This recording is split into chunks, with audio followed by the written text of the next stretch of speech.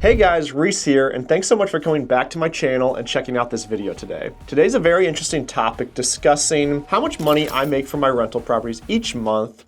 That is total revenue, as well as the cash flow, the profit left in my pocket at the end of the day. Now, over the last 6 years, since about 2018 or 19, I've been investing in value add real estate. That is rental property that I add value to through a renovation or a strategic partnership / acquisition. And over those 6 years, I've accumulated about $6 million of real estate, that is asset value, and about $2.25 million worth of equity on those deals. Now, as I've stated in other videos, these deals are split with partners, usually about 50-50. However, I'm going to ignore that for simplicity throughout the rest of this video, but keep that in mind.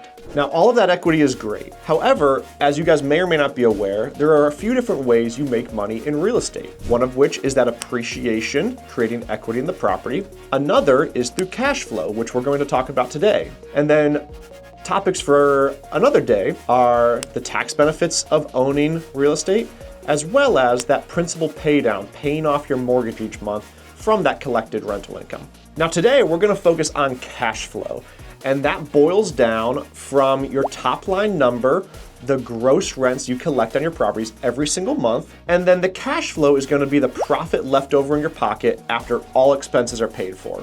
Now, unfortunately, most investors, specifically online gurus, are going to give you that top line collected rental income as the number that they're saying they collect each month in profit. But that's just not the case. That is usually done for boosting their ego and having that larger number so it looks better to their audience. However, of course, you have collected rents and then you have lots of expenses that go along with operating real estate. Well, today I'm going to reveal the true number that a lot of people don't like to talk about, and that is the profit in my pocket at the end of the month. But in order to get to that, we need to discuss how much money I bring in, just straight up, the rental income from the tenants.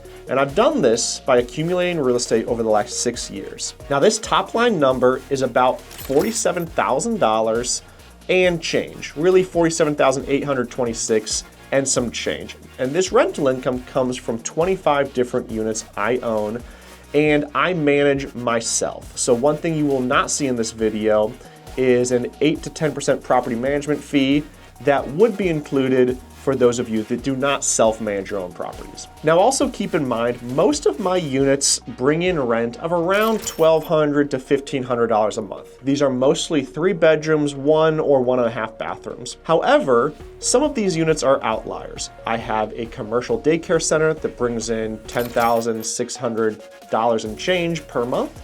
I also have some A-class rentals that bring in maybe $1,600 to $1,800 a unit versus, some 1-bedroom units that only bring in $900. So there is fluctuation, but this video is going to focus on the portfolio numbers, not getting more granular into the specific property numbers. Now, about $50,000 a month in collected rental income is definitely nothing to sneeze at. However, there's a lot of expenses that come along with operating these rental properties. First and foremost is a vacancy expense. Now, each of these properties will not be occupied 100% of the time. There will be some amount of time where they're vacant. We're going through unit turns, fixing items, and releasing. And therefore, we need to take off what I like to call a variable cost of 5% of gross rents. This accounts for the fact that we will have vacancy over time. So after we subtract that 5%, we are left with about $45,000. Now, each property I own has a mortgage on it. This may not be the case for everybody, but all of my properties are financed. That means I have a principal and an interest payment, and I also have taxes and insurance that I need to pay for each of these properties. Now, for simplicity, we're not going to factor in that the principal payment portion of the mortgage is really coming back to me, right? It's paying down principal. That's one of the income factors we just talked about earlier in the video. However, we're going to keep this a lump sum amount for simplicity. My PITI payments, or principal, interest, taxes, and insurance, are just over $30,000 a month. Now, this number will change over time.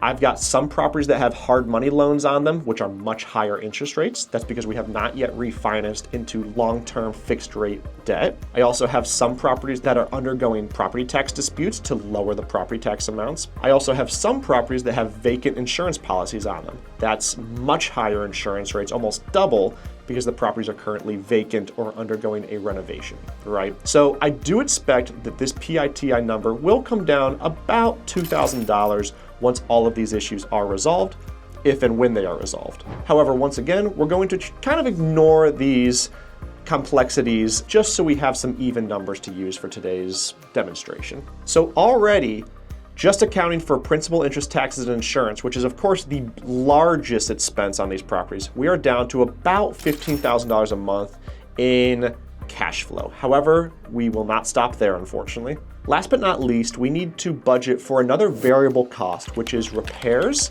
and eventual capital expenses like your roof that will need to be replaced not every year, but every 30 years, and therefore we need to still budget for those items. I like to use just a ballpark number of 10% of gross rents as my repairs and my capital expense allocation. Now, yes, this is of course just an estimate, and some properties, specifically older properties, will have a much higher repair cost, and some properties, specifically newer properties, will have much lower. However, I've found over my entire portfolio, this number does come out to be relatively accurate.